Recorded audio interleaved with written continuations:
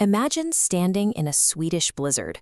On one side, a driver armored in a neon safety jacket and a bright orange traffic cone hat. On the other, a retiree in a vibrant Hawaiian shirt, khaki shorts, and open-toed sandals, scowling into the sub-zero wind. This is Konan and Bosse. They spend their days inside an old blue station wagon, navigating an endless logistics route across ice-covered Sweden. Their partnership began with what should have been a routine delivery for the electric vehicle company Allrack. Konan provided excellent service, but Bosse, suffering from mounting cognitive decline, processed the interaction as a total failure, leaving a scathing review for a driver he no longer recognized. But instead of parting ways, Bosse became fixated on the only familiar face left in his fractured world. He stopped going home and started following Konan everywhere, eventually transforming into his permanent silent shadow on the delivery route. The result is a relationship that functions as a caregiver dynamic, masquerading as a workplace comedy. It is a bond built entirely on mutual misunderstanding. These characters are functionally static. Whether they are in a delivery van or a commercial jet, their wardrobe and habits never change.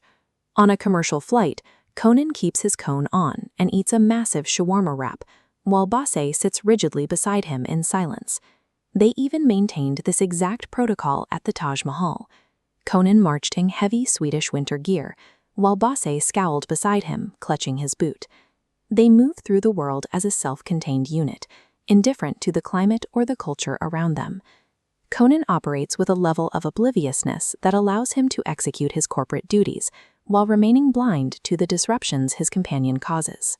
During a stop in a snowy residential neighborhood, Konan greeted a customer with his usual cheer, completely missing the fact that Bosse had wandered off to rummage headfirst inside a roadside trash bin. Their communication is equally disconnected.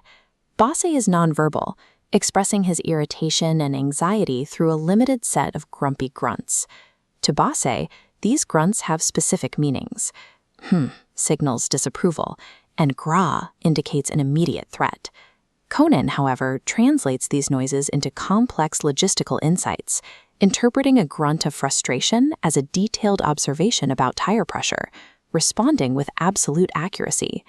Konan's inability to distinguish between a safety concern and a grunt of existential dread effectively insulates Bosse from the outside world.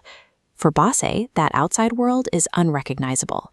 His disorientation makes even the most basic settings feel fractured and confusing. He channels his need for stability into a single black rubber rain boot. It is his primary security object, and he refuses to let go of it. When his spatial confusion peaks, he aggressively gnaws on the rubber to cope.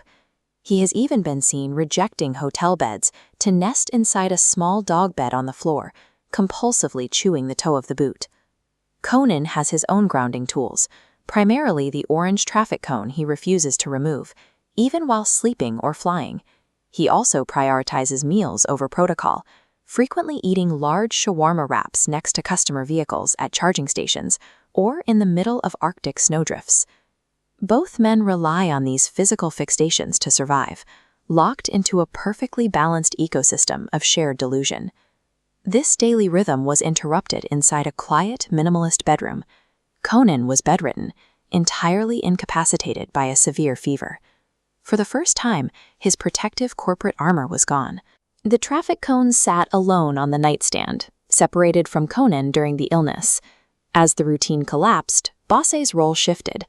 With his guardian vulnerable, his internal instinct surfaced, focusing his attention entirely on Konan. Bosse took his rubber rain boot, the object he usually chews for his own sanity, and filled it with water. He sat by the bed, using the wet cloth to gently soothe Konan's forehead. In this moment, Bosse repurposed his primary source of comfort to stabilize Konan. The chewed-up rubber boot became a tool for care, showing that the drive to look after the person you follow is just as fixed as the traffic cone on Konan's head.